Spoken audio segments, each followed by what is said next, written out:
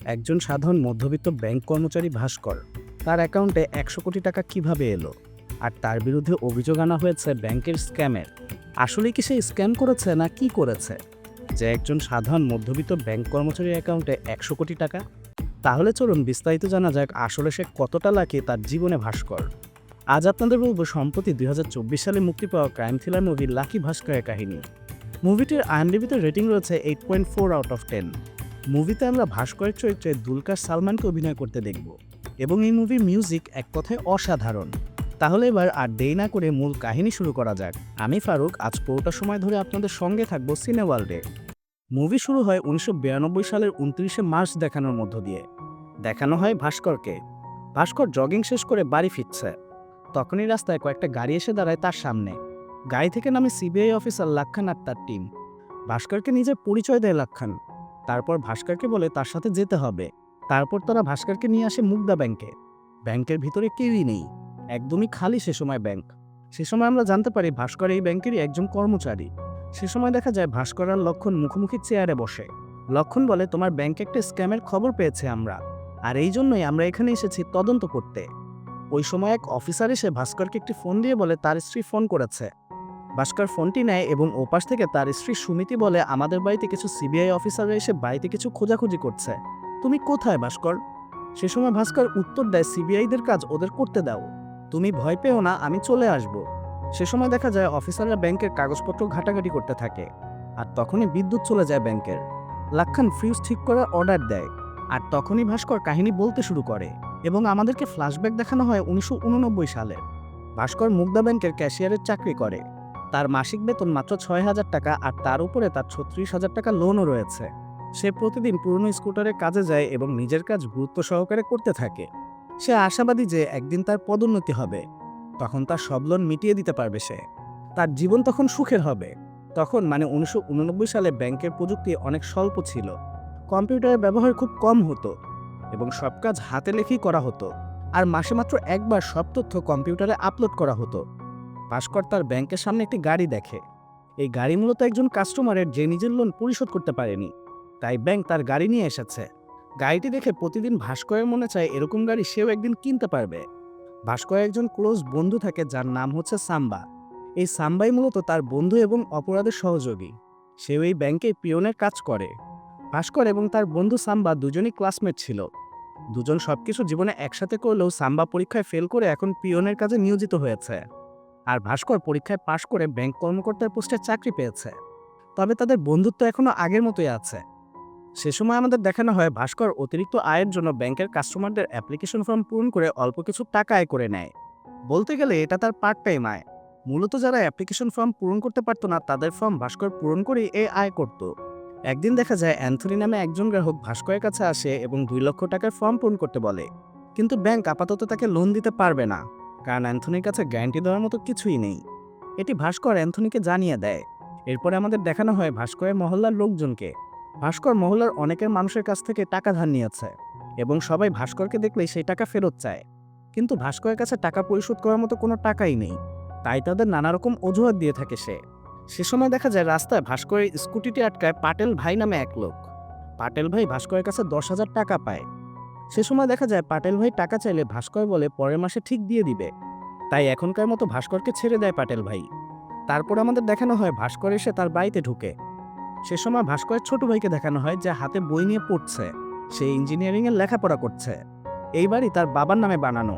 তার বাবা অতীতে একজন সফল চার্টার্ড অ্যাকাউন্টেন্ট ছিলেন, কিন্তু বন্ধুদের হাতে প্রতারিত হয়ে মানসিক অবসাদে মানে ডিপ্রেশনে চলে যায়।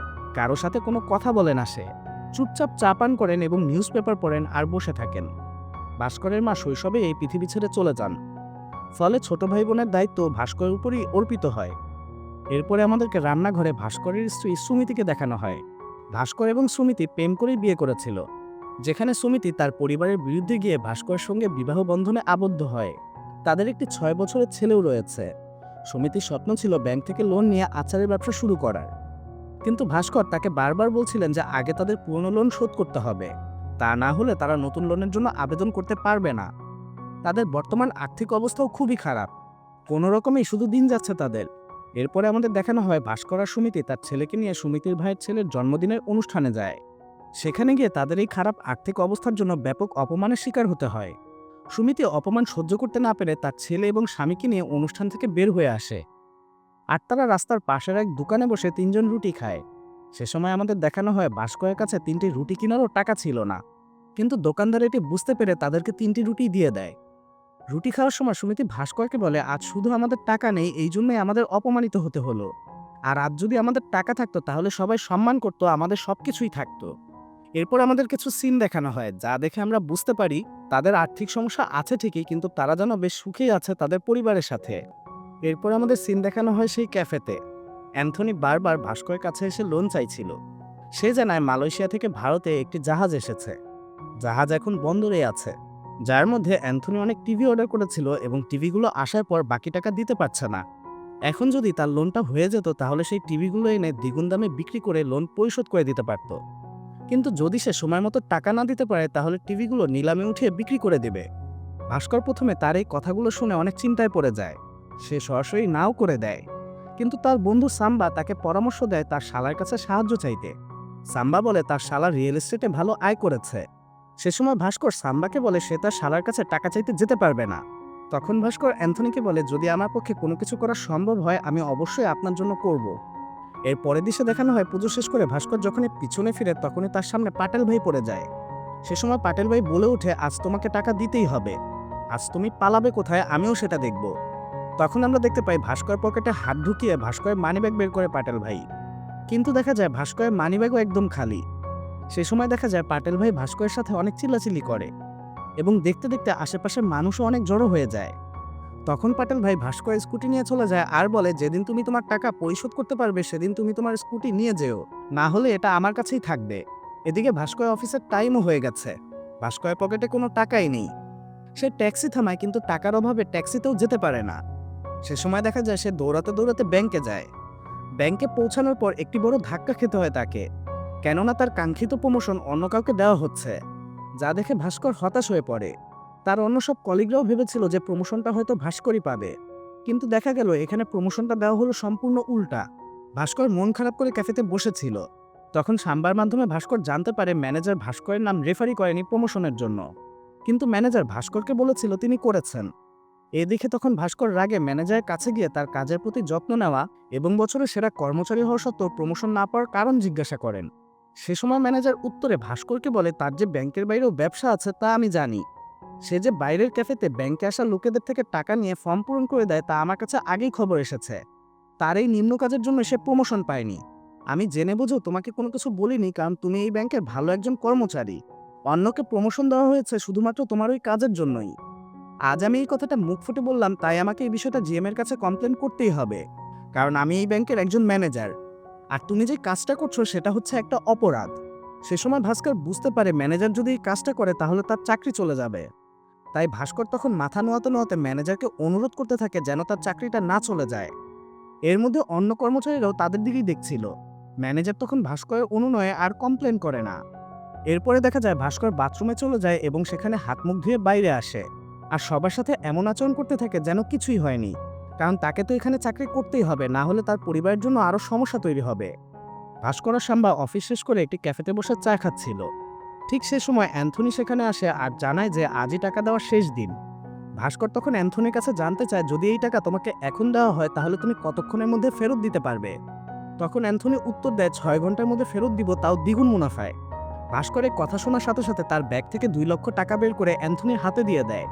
এই দৃশ্য দেখে সাম্বা একদম হতবাক হয়ে যায় এবং জিজ্ঞাসা করে যে ভাস্কর এত টাকা কোথায় পেল। ভাস্কর জানায় যে সে ব্যাংকে থেকে এই টাকা লকারে জমা না দিয়ে রেখেছিল তার ব্যাগে এবং খাতায় 2 লক্ষ টাকা কম রেখেছিল। আর কালকে ছুটির দিন। অ্যান্থনি যখন টিভিগুলো বিক্রি করে টাকা ফেরত দিবে তখন সে সোমবার সকালে ব্যাংকে গিয়ে টাকা রেখে দেবে এবং হিসাব লেখার সময় 2 লক্ষ টাকা বেশি লিখবে। আর এত চুরি নয়, ব্যাংকের টাকা ব্যাংকেই যাবে। এরপর ভাস্কর অ্যান্থনির কাছে টিভির ব্যাপারে জানতে চায়। সে সময় অ্যান্থনিও বলা শুরু করে আর আমাদের কিছু দৃশ্য দেখানো হয়। অ্যান্থনির কথা অনুযায়ী ভারতের বাজারে ইলেকট্রিক্যাল ডিভাইসের অনেক চাহিদা। তিনি ব্যাখ্যা করেন অন্য দেশ থেকে আমদানি করলে প্রচুর ট্যাক্স দিতে হয়, কিন্তু স্পেয়ার পার্টস নামে আমদানি করলে কোনো ট্যাক্সই দিতে হয় না। এর ফলে তারা শুধুমাত্র 12,000 টাকায় একটি টিভি আমদানি করতে পারবে, আর যদি বেশি পরিমাণে কিনে তাহলে সেটা 8-9 হাজারও পাওয়া যাবে। এবং এগুলো 24 থেকে 30 হাজার টাকা অনায়াসে বিক্রি করা যাবে ইন্ডিয়াতে। তখন ভাস্কর অ্যান্থনির কাছে জিজ্ঞাসা করে কাস্টম অফিসাররা তাহলে কি করে। উত্তরে অ্যান্থনি জানায় তাদের পকেটে টাকা ঢুকলে সব শান্তি। টাকা নিয়ে সাম্বা আর অ্যান্থনি চলে যায় বন্দরে। আর এদিকে ভাস্কর তার বাড়িতে অপেক্ষা করে তাদের আসার। সে সময় তার মনে অনেক উল্টাপাল্টা চিন্তাও আসতে থাকে। যদি তারা ধোঁকা দিয়ে সব টাকা নিয়ে পালিয়ে যায় তাহলে তাদের কি হবে। তখন দেখা যায় ভাস্কর যখন স্বপ্ন দেখতে দেখতে ঘুমাচ্ছিল তখন হঠাৎই সুমিতি অর্থাৎ তার স্ত্রী তাকে ডাক দেয়। ভাস্কর তখন বাইরে বের হয় আর গিয়ে দেখে সাম্বা আর অ্যান্থনি বাইরে দাঁড়িয়ে আছে। অ্যান্থনি হেসে ভাস্করের দিকে তাকায় এবং বলে সব টিভি বিক্রি হয়ে গেছে এবং সে পূর্বের কথা মতো ভাস্করের ব্যাংকে 2 লক্ষ টাকা ফেরত দেয়। সাথে ভাস্কর আর সাম্বাকে দেয় তার লাভের 50%। সে সময় দেখা যায় ভাস্কর অত্যন্ত খুশি হয় এবং অ্যান্থনি ও সাম্বার প্রতি কৃতজ্ঞতা জানায়, যারা তার চাকরি এবং সম্মান দুটিই রক্ষা করেছে। এরপরে দেখা যায় সেই রাতে পাটেল ভাইয়ের কাছে গিয়ে সব টাকা ফেরত দিয়ে তার স্কুটি ফেরত নিয়ে বাড়িতে আসে। পরের দিন ভাস্কর তাড়াতাড়ি ব্যাংকে গিয়ে অন্য সব টাকার সাথে 2 লক্ষ টাকাও রেখে দেয় এবং পরিকল্পনা মতো হিসাবের খাতাতেও লিখে রাখে। এই দিন থেকে ভাস্কর, সাম্বা এবং অ্যান্থনি তিনজন একসাথে অংশীদারি হয়ে যায়। ভাস্কর ব্যাংক থেকে টাকা নিয়মিতভাবে বের করে অ্যান্থনিকে দেয়, যা দিয়ে অ্যান্থনি বিভিন্ন ইলেকট্রিক্যাল পণ্য আমদানি করে এবং বাজারে বিক্রি করে লাভের অংশ তিনজনের মধ্যে ভাগ করে নেয়। সে সময় দেখা যায় ধীরে ধীরে লাভের ভাগ দিয়ে ভাস্কর তার ঋণ শোধ করতে থাকে। মাঝে মাঝে অ্যান্থনি, সাম্বা এবং ভাস্কর বন্দরের কর্মকর্তাদের ছোট ছোট পার্টি দেয়। একদিন রাতে ভাস্কর অনেক মদ খেয়ে বাড়িতে ফিরে। ভাস্কর এমন পরিবর্তনগুলো দেখে তার স্ত্রী সন্দেহ শুরু করে, কিন্তু ভাস্কর সমিতিকে কিছুই বলে না। কেবল এতটুকু বলে সে তার বন্ধুদের সাথে ব্যবসা করছে এবং সেখান থেকে অনেক মুনাফা আয় করছে। সে সময় দেখা যায় ভাস্কর তার স্ত্রীর হাতে অনেকগুলো টাকা দিয়ে বলে এই টাকাগুলো দিয়ে নেকলেস কিনতে, কিন্তু তার স্ত্রী বলে কয়েকদিন পরে তার ছেলের জন্মদিন, সে চায় এই টাকাগুলো দিয়ে তার ছেলের জন্মদিন উদযাপন করতে। ভাস্কর তার ছেলের জন্মদিনে একটি বড় পার্টি আয়োজন করে, যেখানে পরিবারের সবাই এবং ভাস্করের অফিসের কলিগদেরও আমন্ত্রণ করা হয়। সবাই কিছুটা অবাকও হয়, কারণ ভাস্কর এত বড় পার্টির জন্য টাকা কোথায় পেল, কিন্তু কেউই কিছু বলতে পারে না। তারপরে দেখা যায় পার্টি শেষ করে অ্যান্থনি, সাম্বার, ভাস্কর তাদের ছাদে বসে আছে। তখন অ্যান্থনি বলে তার ছেলে আমেরিকায় পড়াশোনা করছে এবং তাকে সেখানে যেতে বলছে। অ্যান্থনি আরও জানায় যে তার সমস্ত সঞ্চয় ছিল তার ছেলের পড়াশোনার জন্য, এখন তার কাছে কোনো কিছুই নেই। আরেকটি বড় ডিল আছে, এই ডিলটি হলে সে সেই টাকা নিয়ে আমেরিকায় চলে যাবে, আর এটাই হবে তার সাথে শেষ বড় ডিল। অ্যান্থনি আরও বলে দুবাই থেকে 3টি বিদেশি গাড়ি ভারতে আসছে এবং সেই গাড়িগুলোর কোনো কাগজপত্র নেই। যদি তারা গাড়িগুলো ডিলারের কাছে বিক্রি করতে পারে তাহলে তাদের বিশাল লাভ হবে, কিন্তু এই ডিলের জন্য তাদের 10 লক্ষ টাকার প্রয়োজন। ভাস্কর 10 লক্ষ টাকার কথা শুনেই না করে দেয়, কারণ এটি অনেক বড় একটি অঙ্ক। এত টাকা ব্যাংক থেকে আনা অনেক বড় রিস্ক। অ্যান্থনি বলে যদি ভাস্কর রাজি থাকে তাহলে জানাতে পারে। তারপর সাম্বা আর অ্যান্থনি চলে যায়। ভাস্কর প্রথমে ডিলটির জন্য রাজি হয় না, কিন্তু পরে তার ফ্যামিলির পরিস্থিতি বিবেচনা করে সে রাজি হয়ে যায়। ভাস্কর পরিবারের ভবিষ্যতের কথা চিন্তা করে শেষ ডিলটি করার সিদ্ধান্ত নেয়। সে সময় তার এক সহযোগী এই সুটকেসের ব্যাপারে জিজ্ঞাসা করলে সে বলে অফিস শেষ করে সে তার রিলেটিভের বাসায় যাবে, তাই সে সুটকেসে করে তার জামা কাপড় নিয়ে এসেছে। সে ব্যাংক থেকে 10 লক্ষ টাকা খুব চতুরতার সাথে তুলে নিয়ে অ্যান্থনিকে দেয়, কিন্তু এবার তার ভয়ও হতে থাকে। এরপর তারা 3টি গাড়ি বন্দর থেকে সংগ্রহ করে ডিলারের কাছে চলে যায়, কিন্তু জানা যায় ডিলারকে পুলিশ গ্রেফতার করে নিয়েছে। এই খবর শোনার সাথে সাথে ভাস্করের মনে অনেক ভয় হয়, কেননা সোমবারের মধ্যে টাকা ফেরত না দিতে পারলে চাকরি তো হারাবে, সাথে জেলও খাটতে হবে। ভাস্কর চিন্তা করতে থাকে এবং পরিকল্পনা শুরু করে কি করা যায়। অ্যান্থনির কাছে জানতে চায় আপনার কাছে কি আর কোনো ডিলার নেই যে নগদ টাকা দিয়ে সোমবারের আগে গাড়িগুলো কিনতে পারবে। অ্যান্থনি বলে একটু খোঁজ করতে হবে। কিছুক্ষণ পর কারোর সাথে ফোনে কথা বলে অ্যান্থনি জানায় যে একজন ডিলার পাওয়া গেছে, তবে এখানে না, সেটা হলো গোয়াতে। তার মানে এই গাড়ি বিক্রি করতে তাদের এখন গোয়া যেতে হবে। ভাস্কর বাড়িতে সুমিতিকে ফোন করে জানিয়ে দেয় যে সে কাজের জন্য গোয়া যাচ্ছে, বাড়িতে ফিরবে না সে। সে সময় দেখা যায় অ্যান্থনির একটি কর্মচারী 3টি সরকারি গাড়ির নাম্বার প্লেট এবং সেই নাম্বার প্লেটের কাগজপত্র নিয়ে এসেছে। তারা 3টি গাড়িতে সরকারি নাম্বার প্লেট লাগিয়ে বের হয় গোয়ার উদ্দেশ্যে, যাতে কোনো পুলিশ তাদেরকে আটকাতে না পারে। গোয়ায় প্রবেশপথে রাস্তায় চেকপোস্টে পুলিশ ওদের গাড়ি থামিয়ে চেক করতে থাকে। পুলিশ অফিসারটির কিছুটা সন্দেহ হতে থাকে, কারণ সাম্বার কাছে তার ড্রাইভিং লাইসেন্স ছিল না। তখন তাদের গাড়ি থেকে বের হয় এমএলএর মতো পোশাক পরা একজন ব্যক্তি। এরপরে ফ্ল্যাশব্যাকে আমাদের দেখানো হয় এই এমএলএর কাহিনী। কিছু ভিখারিকে ভাস্কর এমএলএর পোশাক পরিয়ে তাদের সাথে নিয়ে আসে। সে সময় এমএলএ পুলিশকে বারবার বলতে থাকে যেতে দে না রে বাবা। তখন ফ্ল্যাশব্যাকে দেখানো হয় তারা ভিক্ষা করতো এটা বলেই, টাকা দে না রে বাবা। এই সব কিছু দেখে পুলিশ বলে ওঠে এমন ভিক্ষুকের মতো কেন করছে এমএলএ। সে সময় দেখা যায় ভাস্কর পরিস্থিতি সামাল দেওয়ার চেষ্টা করে। সে বলে ভোট ভিক্ষা করতে করতে অভ্যাস হয়ে গেছে, আমাদেরকে ছেড়ে দিন এবং যেতে দিন। কিন্তু পুলিশ অফিসার সন্দেহ হতেই থাকে। সে এমএলএকে প্রশ্ন করতে থাকে, আপনি কোন এরিয়ার এমএলএ? এবার সেই ভিক্ষুক বেশে এমএলএ কিছুই বলতে পারে না। পুলিশের কথা শুনে সে আটকে যায়। ওই সময় আরেকটা গাড়ি থেকে বের হয়ে আসে একটি হিরোইন। ফ্ল্যাশব্যাকে দেখানো হয় এক বার ডান্সারকে হিরোইন বানিয়ে তাদের সাথে নিয়ে আসে ভাস্কর। এই হিরোইন আসার পর ভাস্কর পুলিশ অফিসারকে বলে, দেখেন এমএলএ স্যার একটু মজা করার জন্য গোয়াতে যাচ্ছেন। আপনি যদি এখন সমস্যা করেন তাহলে কিন্তু আপনার চাকরিও চলে যেতে পারে। এবার ভয় পায় পুলিশ অফিসার, বলতে থাকে, স্যার আমার চাকরিটা নিয়েন না। সে সময় ভাস্কর পুলিশ অফিসারকে আশ্বস্ত করে, আমি সব সামলে নিব, কিছুই হবে না। সে সময় পুলিশ অফিসার ভাস্করকে আমতামতা করে বলে, এখন আমি কি করব স্যার? ভাস্কর বলে, আপনি শুধু আগের চেকপোস্টগুলোতে জানিয়ে দেন, আমাদের যেন আর না আটকায়। তারা পার হয়ে যায় চেকপোস্ট এবং তারা গাড়িগুলো গোয়াতে গিয়ে ভালো দামে বিক্রি করে দেয়। সে সময় দেখা যায় ভাস্কর সমুদ্রের তীরে সবাইকে সবার টাকা বুঝিয়ে দেয়। গোয়া থেকে অ্যান্থনি সরাসরি এয়ারপোর্টে যায়। ভাস্কর এবং সাম্বাকে বিদায় জানায় আমেরিকায় যাওয়ার জন্য। পরের দিন ভাস্কর দ্রুত তার লাভের টাকাগুলো বাড়িতে রেখে ব্যাংকে যায়। কিন্তু সেখানে গিয়ে সে চমকে ওঠে। ব্যাংকটিতে পুলিশ এবং সিবিআই অফিসাররা আগে থেকে উপস্থিত। ভয় পেয়ে যায় ভাস্কর। সে ভাবতে থাকে সে হয়তো ফেঁসে গেছে, শেষ হয়ে গেল তার সব কিছু। কিন্তু ব্যাংকের ভিতরে ঢুকে জানতে পারে ব্যাংকটির রিজিওনাল ম্যানেজার এবং অ্যাসিস্ট্যান্ট রিজিওনাল ম্যানেজার একটি স্ক্যাম করার জন্য গ্রেপ্তার হয়েছে। এই সেই রিজিওনাল ম্যানেজার যে ভাস্করের প্রমোশন হতে দেয়নি। সে সময় দেখা যায় ভাস্কর ভীষণ চিন্তিত হয়ে পড়ে, সে কিভাবে টাকা জমা দেবে। লকার থেকে আজকের জন্য টাকা বের করার সময় সে বের করে 40 লক্ষ টাকা, কিন্তু খাতায় লেখায় সে বের করেছে 50 লক্ষ টাকা।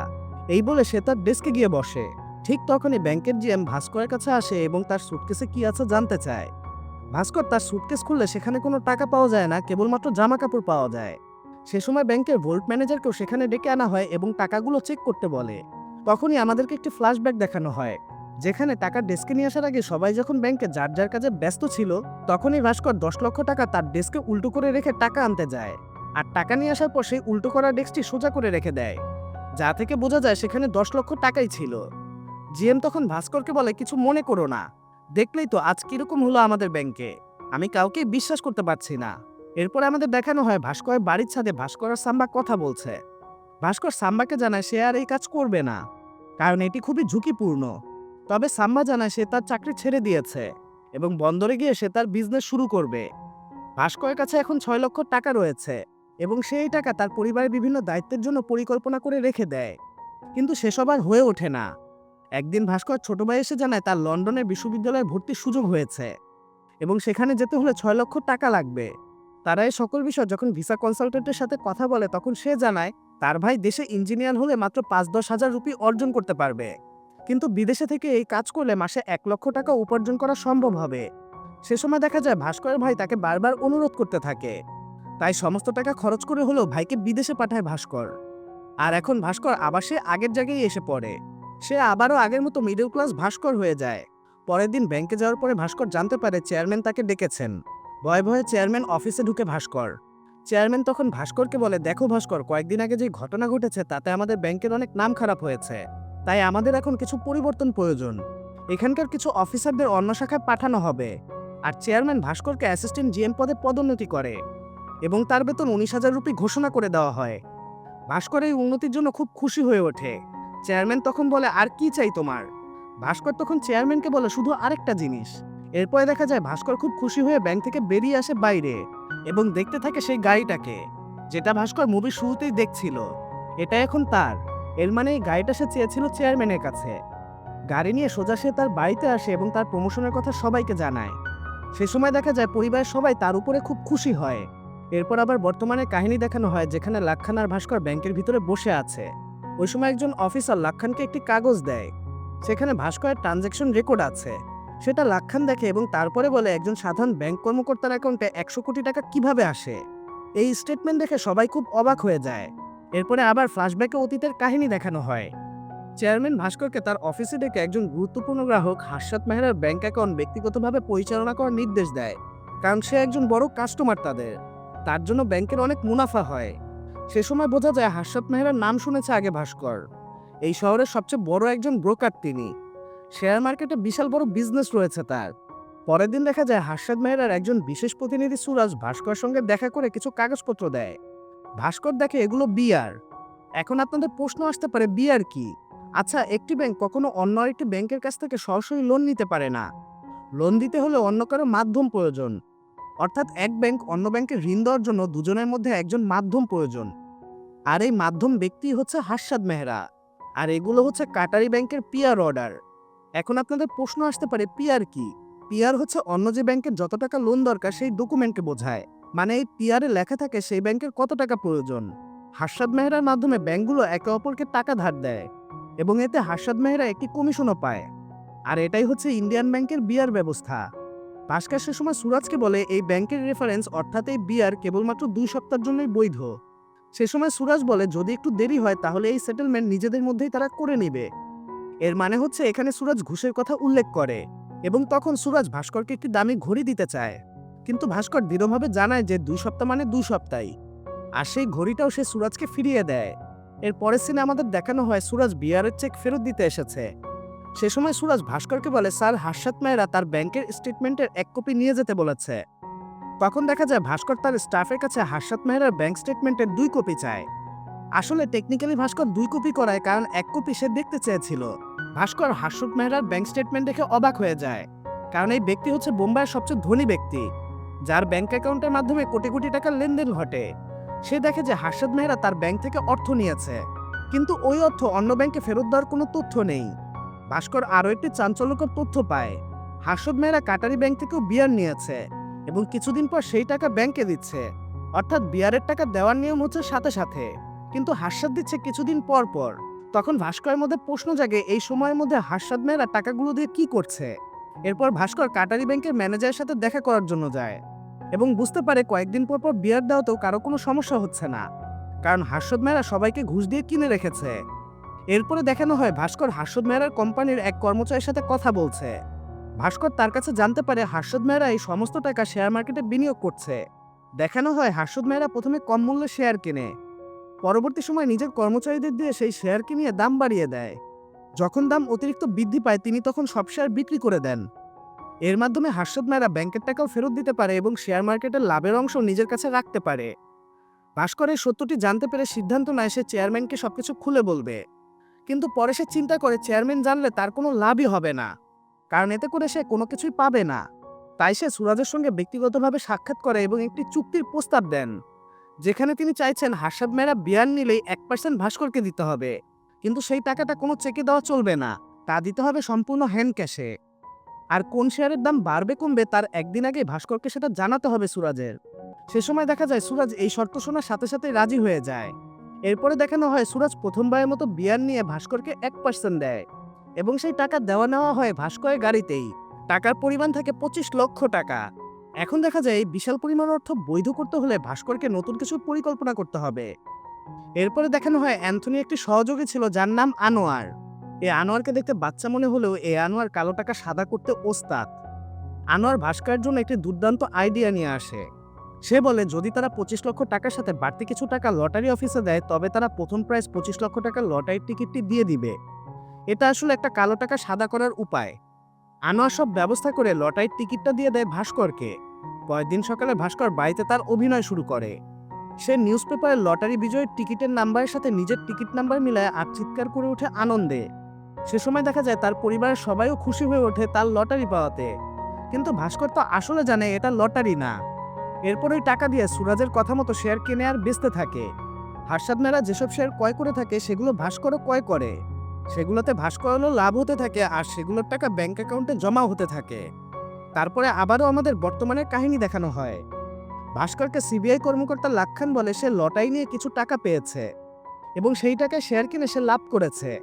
তখন তার অ্যাকাউন্টে আসে 70 লক্ষ টাকা, কিন্তু সে 69 লক্ষ টাকা একদিনে একসাথে কিভাবে খরচ করে।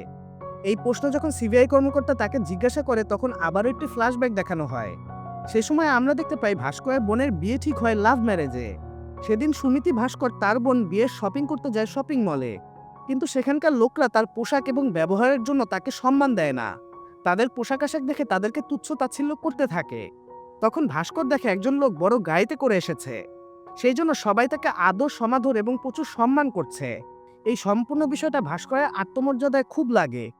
সে একটি দুর্দান্ত গাড়ি কিনে নিয়ে আসে সেই দোকানেই এবং দোকানে সবকিছুই কিনে নেয়। ফলে তার প্রতি দোকানের কর্মচারীদের দৃষ্টিভঙ্গি বদলায় এবং দোকান মালিক পুরনো ব্যবহারের জন্য তার কাছে মাফ চেয়ে নেয়। এরপরে দেখানো হয় অত্যন্ত ধুমধামের সাথে ভাস্কর বোনের বিয়ে সম্পূর্ণ হয়।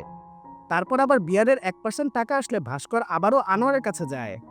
আনোয়ার আবার তাকে একটি নতুন পরিকল্পনা দেয়, কারণ যদি 3 মাসের ভিতরে 2বার লটারি জিতে তাহলে ইনকাম ট্যাক্সের সমস্যা হতে পারে। তাই আনোয়ার ভাস্করকে বলে এবার আমাদের অন্য পদ্ধতিতে যেতে হবে। আমরা যদি একটি ভুয়া কোম্পানি শুরু করি তাহলে কেমন হয়? ভাস্কর সুমিতের জন্য একটি ছোট ব্যবসা শুরু করে এবং এই কোম্পানির অ্যাকাউন্টেন্ট রাখে আনোয়ারকে, এবং এই ব্যবসার মাধ্যমে ভাস্কর তার সমস্ত টাকা সাদা করতে থাকে। ভাস্কর ধীরে ধীরে নিজের ব্যাংক অ্যাকাউন্টে সমস্ত টাকা জমা করতে শুরু করে, তবে তার সাথে তার অহংকারও বাড়তে থাকে। সুমিতি তার এই পরিবর্তন দেখে অসন্তুষ্ট হয়ে ওঠে এবং ভাস্করেরও তার সহকর্মীদের প্রতি অহংকারী ভাব দেখা যায়। সে তার সহকর্মীদের সাথে নিচু দৃষ্টিতে কথা বলতে শুরু করে। একদিন রাতে হঠাৎ করে ভাস্করের গাড়িতে পাটেল ভাইয়ের স্কুটির ধাক্কা লাগে, আর এতে ভাস্কর প্রচণ্ড রেগে যায়। তারপরে দেখা যায় পাটেল ভাইয়ের স্কুটিকে সেখানেই ভাঙচুর করে। ভাঙচুর করা শেষে আনোয়ারকে বলে পাটেল ভাইকে 10,000 টাকা দিয়ে দিতে। এই ঘটনা নিয়ে সুমিতি আর ভাস্করের মধ্যে ঝামেলা তৈরি হয়। সে সময় দেখা যায় ভাস্কর সুমিতিকে অনেক কটু কথা শোনায়, যার ফলে তাদের মধ্যে দূরত্ব সৃষ্টি হয়। সুমিতি আলাদা করে শুতে শুরু করে। এই সম্পূর্ণ বিষয়টা খেয়াল করে ভাস্করের বাবা। সেই সমস্ত কিছু খেয়াল করেও ভাস্করকে কোনো কিছুই বলে না। এরপর আবারও বর্তমানের কাহিনী দেখানো হয়। সেখানে সব সিবিআই অফিসার আর ভাস্কর দুপুরে খাবার খাচ্ছে। লাখান তখন প্রশ্ন করে তাহলে সুমিতির সেই ব্যবসা বন্ধ হলো কি করে? সে সময় ভাস্কর আবারও তার কাহিনী শুরু করে এবং আমাদের ফ্ল্যাশব্যাক দেখানো হয়। একদিন কাটারি ব্যাংকের ম্যানেজার কাজের সূত্রে ভাস্করের কাছে আসে এবং তারা হার্ষাদ মেহরার বিষয়ে আলোচনা করতে থাকে। ভাস্কর ম্যানেজারকে জানায় যে হার্ষাদ মেহরার 90 কোটি টাকার বিয়ার বাকি রয়েছে। ম্যানেজার কথাটি শুনে অবাক হয়ে যায় এবং বলে যে এই পরিমাণের বিয়ার তার ব্যাংক থেকে কখনোই ইস্যু হয়নি। এরপর বিয়ারের স্বাক্ষর দেখে কাটারি ব্যাংকের ম্যানেজার বলে এগুলো তো নকল, তার সঙ্গে প্রতারণা করা হয়েছে। এখন যদি এটা বাইরে বেরিয়ে আসে তাহলে তাদের দুজনের চাকরি তো যাবেই, সাথে অনেক বড় সমস্যাও সৃষ্টি হবে। এর জন্যই ম্যানেজার এই ঘটনা চেপে যেতে বলে ভাস্করকে। তারপরে তিনি ভাস্করের রুম থেকে বের হয়ে আসে। তখনই ভাস্কর কিছু একটা নিচে পড়ে যাওয়ার আওয়াজ পায়। গিয়ে দেখে কাটারি ব্যাংকের ম্যানেজার সিঁড়ির নিচে পড়ে আছে। তাকে দ্রুত হাসপাতালে নিয়ে যায় ভাস্কর। ডাক্তার জানায় সে মারা গেছে হার্ট অ্যাটাকে। সে সময় দেখা যায় হাসপাতালে সেখানে সুরজও আসে। ভাস্কর সে সময় সুরজের কলার ধরে বলে নতুন বিয়ার পাওয়ার পূর্বে 90 কোটি টাকার বিয়ার ফেরত দিতে হবে। ওই লোকটার অবস্থা দেখেছো? উনি তো নিতেই পারেনি, এত বড় প্রতারণা। রাতে বাড়িতে ভাস্করের কাছে একটি ফোন আসে। ফোনটি পাওয়ার সাথে সাথে দ্রুত ভাস্কর থানায় যায়। গিয়ে দেখে তার বন্ধু সাম্বা লকআপের ভিতরে। পুলিশ বলে ফ্রড আর সন্ত্রাসী কার্যকলাপের জন্য তাকে ধরা হয়েছে। সে সময় দেখা যায় ভাস্কর পুলিশকে ঘুষ দিয়ে সাম্বাকে মুক্ত করে। সাম্বা ভাস্করকে জানায় সে তার ব্যবসা শুরু করেছিল এবং তার পার্টনার তার সাথে প্রতারণা করেছে এবং সে তার সবকিছু হারিয়ে ফেলেছে। এরপরে দেখানো হয় যে ভাস্কর তার শ্বশুরবাড়ি গিয়েছে। সেখানে ভাস্করের শালা তার কাছে কিছু টাকা ধার চাইতে থাকে। তার শালা বিজনেসে সব টাকা হারিয়ে দেউলিয়া হয়ে গেছে, আর এই জন্যই ভাস্করের কাছে সাহায্য চাইছে সে। কিন্তু দেখা যায় ভাস্কর তার কথা কোনো পাত্তাই দেয় না। সেই সময় সুমিতির মা এই বিষয় নিয়ে সুমিতির সাথে তর্ক করতে শুরু করে। সে দাবি করে সুমিতির ব্যবসার আইডিয়া তারই ছিল, এখন তাকে কেন সাহায্য করা হচ্ছে না।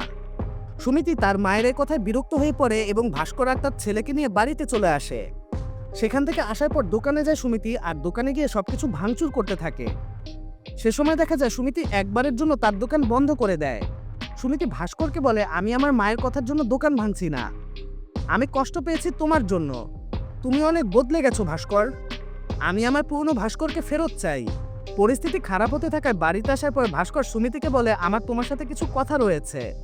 কিন্তু তখনই ভাস্করের বাবা পিছন থেকে বলে আমার তোমার সাথে কিছু কথা রয়েছে ভাস্কর। এত বছর পর ভাস্করের বাবার কথা বলায় সবাই অবাক হয়ে যায়। তারপর ভাস্করকে তার রুমে নিয়ে দরজা বন্ধ করে দেয় তার বাবা। সে সময় ভাস্কর বিছানার উপরে সুমিতির দোকানের অ্যাকাউন্টের কাগজপত্র দেখতে পায়। ভাস্কর সেই দোকানের অ্যাকাউন্ট উল্টোপাল্টো করে তার কালো টাকা সাদা করত।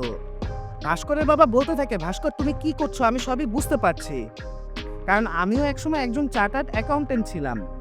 তুমি মানি লন্ডারিং আর হাওয়ালা করছো, তুমি যা করছো সবই ঠিক আছে, কিন্তু এখন তোমার থামতে হবে। এটা কিন্তু তুমি বুঝতে পারছো না। তুমি শুরু করেছিলে পরিবারের জন্য, কিন্তু এটা এখন তোমার নেশা হয়ে গেছে। আমি তোমাকে বলছি ভাস্কর, এখন তুমি থামিয়ে দাও। বাবার কথাগুলো ভাস্করের জীবনে ব্যাপক প্রভাব ফেলে। এরপর দেখা যায় ভাস্কর তার শালা এবং বন্ধু সাম্বাকে সাহায্য করতে শুরু করে এবং যাদের উপর সে জুলুম করেছিল তাদের উপর দুঃখ প্রকাশ করে এবং ক্ষমা চায়। সে সময় আরও দেখা যায় পাটেল ভাইকে ডাক দিয়ে সে তার পুরনো স্কুটিটাও দিয়ে দেয় এবং সুমিতির কাছেও সে ক্ষমা চায়। এরপরে ধীরে ধীরে সুমিতি আর ভাস্করের সম্পর্কও আগের মতো ঠিক হয়ে যায়। একদিন ব্যাংকের জেনারেল ম্যানেজার অর্থাৎ ব্যাংকের জিএম ভাস্করকে ডেকে জিজ্ঞাসা করে, কেন তুমি হার্ষাদ মেহরার বিয়ারে সাইন করছো না? ভাস্কর তখন জানায় 90 কোটি টাকার বিষয়টি এখনো মিটেনি, তাই সে নতুন বিয়ারে কিভাবে সাইন করবে।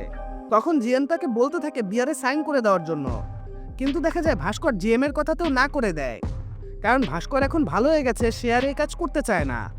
তাই সে তার চাকরি থেকে পদত্যাগ করে বেরিয়ে আসে। এরপরের দিনে সিবিআই কর্মকর্তা ভাস্করকে আটক করে জিজ্ঞাসাবাদ শুরু করে। এরপরে আমাদের বর্তমান কাহিনী দেখানো হয়, যেখানে লাখ খান আর ভাস্কর টয়লেটে কথা বলছে। লাখ খান বলতে থাকে ভাস্করের বিরুদ্ধে কোনো প্রমাণ পাওয়া যায়নি, কিন্তু তাদের প্রমাণ বানাতে 1 মিনিটও সময় লাগবে না, এবং এই প্রমাণ বানিয়ে তারা যদি আইটি ডিপার্টমেন্টে দিয়ে দেয় তাহলে ভাস্কর সমস্ত ব্যাংক অ্যাকাউন্ট বন্ধ করে দেবে। তার মানে হচ্ছে 1 টাকাও ভাস্কর পাবে না। আর এই কথা শুনে ভাস্করের ঘাম ছুটে যায়। তখন লাখ খান আরও বলে, এগুলোর পরেও তার তো জেল হবেই, তাহলে তার পরিবারের কি হবে? এখন ভাস্করের এই সমস্যা থেকে বের হওয়ার একটিমাত্রই উপায় আছে। লাখ খান বলতে থাকে, আমার কাছে একটি ডিল আছে। তুমি যদি তোমার অ্যাকাউন্টের 100 কোটি টাকা হার্ষাদ মেহরার অ্যাকাউন্টে দিয়ে দাও তাহলে আমরা তোমার বিরুদ্ধে কোনো অভিযোগই আনবো না। এই টাকা আবার পরবর্তীতে তুমি পেয়ে যাবে। ভাস্কর তখন উত্তর দেয়, ও তাহলে সকাল থেকে এই জন্য এত নাটক হচ্ছে। এরপর আমাদের দেখানো হয় ব্যাংকের জিএম এবং চেয়ারম্যানও হার্ষাদ মেহরার সাথে জড়িত।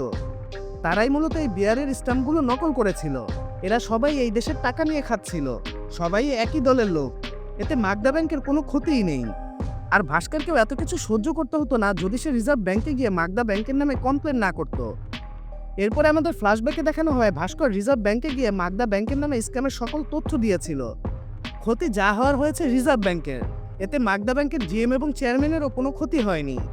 ভাস্করেরও কোনো ক্ষতি হতো না যদি সে কমপ্লেন না করত। তাই এখন পরিবারের চাপে পড়ে ভাস্কর 100 কোটি টাকার চেক লিখে দেয় এবং ব্যাংক থেকে বেরিয়ে পড়ে।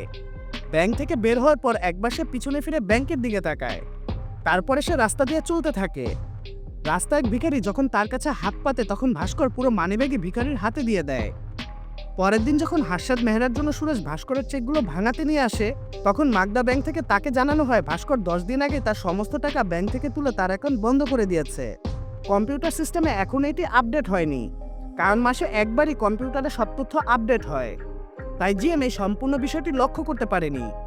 এদিকে দেখানো হয় ভাস্করের পরিবার একটি বিমানে করে যাচ্ছে বোস্টন শহর অর্থাৎ আমেরিকাতে। এর মানে হচ্ছে তারা দেশ ছেড়ে চলে যাচ্ছে। এরপর আবারও আমাদের একটি ফ্ল্যাশব্যাক দেখানো হয়, যেখানে ভাস্কর বাবা তার ছেলেকে বিভিন্ন আইডিয়া দিতে থাকে যাতে সে ইনকাম ট্যাক্স বা আইবিএম কর্মকর্তাদের হাত থেকে কিভাবে বাঁচতে পারে। ভাস্করের বাবা পরামর্শ দেয় সমস্ত টাকা ব্যাংক থেকে তুলে নিয়ে দেশের বাইরে চলে যেতে হবে, কারণ একদিন না একদিন এই স্কিম সামনে আসবেই। এরপর ভাস্কর তার ভাইয়ের মাধ্যমে আমেরিকাতে একটি নিজস্ব বাড়ি কিনে নেয়। ভাস্কর আবার সেই ভিসা কনসালটেন্টের সাথে দেখা করে, তার কাছ থেকে জেনে নেয় কিভাবে আমেরিকায় গ্রিন কার্ড পাওয়া যায়। সে বলে আমেরিকায় গ্রিন কার্ড পেতে হলে সেখানকার কোনো হোটেল বা সেখানে কোনো বিজনেস করতে হবে। এই বিষয়টা জানার পর ভাস্কর অ্যান্থনির সাথে যোগাযোগ করে, যেখানে অ্যান্থনির সাহায্যে সে একটি হোটেল কিনে নেয়। পুরো ফ্যামিলির জন্য পাসপোর্ট তৈরি হয়, আর তারপর তারা মাগদা ব্যাংক থেকে বের হয়ে চলে যায় এয়ারপোর্টে। এদিকে সিবিআই অফিসার লাখ খান ভাস্করের বাড়িতে গিয়ে দেখে সম্পূর্ণ বাড়ি ফাঁকা, আর তার জন্য 3 কৌটো আচার রেখে গেছে ভাস্কর। ভাস্করের এই কাজটি দেখে লাখ খান হেসে ফেলে, কারণ লাখ খান ভাস্করের বউয়ের হাতের আচার খেতে চেয়েছিল। এরপরে আমাদের দেখানো হয় রিজার্ভ ব্যাংক থেকে ইন্সপেকশনের জন্য কিছু অফিসার মাগদা ব্যাংকে এসেছে। তারা ব্যাংকের সকল অ্যাকাউন্ট চেক করে এবং সেখানে ফ্রড আর স্ক্যাম খুঁজে পায়। এরপরে দেখা যায় গ্রেফতার করা হয়েছে মাগদা ব্যাংকের চেয়ারম্যান, জিএম এবং সিবিআই অফিসার লাখ খানকে। এরপর তাদের সবাইকে রুমে জিজ্ঞাসাবাদ করার জন্য রাখা হয়। সেখানে একদল অফিসার আরেক অফিসারকে বলে হার্ষাদ মেহরাকেও আনা হয়েছে, কিন্তু পুরো মুভিতে হার্ষাদ মেহরাকে কখনোই দেখানো হয়নি। সেখানে জিএম বলে, যদি আমেরিকায় যাবে তাহলে আমাদেরকে কেন ফাঁসিয়ে গেলে? তখন লাখ খান বলে, যদি স্ক্যামটি বাইরে আসে তাহলে ভাস্কর অপরাধী হবে, আর ভাস্করই যদি এই স্ক্যামটি বাইরে আনে তাহলে আমরা হব অপরাধী। এই কারণেই ভাস্কর আমাদের ফাঁসিয়ে গেছে। লাখ খান বলতে থাকে, আপনাদের ব্যাপারে ভাস্কর অনেক আগে থেকেই জানতো। আপনারা যে হার্ষাদ মেহরার সাথে জড়িত এই কারণেই সে ভয় না পেয়ে সুরজের সাথে ডিল করেছিল। সে নিজেই রিজার্ভ ব্যাংকে গিয়ে এই স্ক্যামের কথা বলেছিল এবং নিজেকে নির্দোষ প্রমাণ করেছিল। আর আমরা যখন ভাস্করকে ফাঁসানোর খেলা শুরু করেছিলাম তখন ভাস্কর তার খেলা শেষ করেছে। এরপরে দেখানো হয় ভাস্কর আমেরিকাতে গিয়ে সেখানে বড় একটা ইন্টারন্যাশনাল হোটেল কিনে নিয়েছে, আলিশান বাড়ি বানিয়েছে আর কিনেছে অনেক অনেক গাড়ি। সেখানেই সে স্থায়ী হয়ে গেছে এবং তার পরিবার নিয়ে সুখেই বসবাস করছে। আর এখানে এই মুভিটি শেষ হয়। যদি মুভিটি ভালো লেগে থাকে তাহলে অবশ্যই লাইক করবেন এবং কমেন্টে আপনার মতামত জানাবেন। আমি প্রচণ্ড অসুস্থ থাকা সত্ত্বেও আপনাদের জন্য ভিডিওটি তৈরি করেছি, যেন আপনারা তাড়াতাড়ি এই মুভিটি দেখতে পারেন। যদি ভিডিওটি ভালো লাগে তাহলে অবশ্যই লাইক করবেন এবং কমেন্টে আপনার মতামত জানাবেন।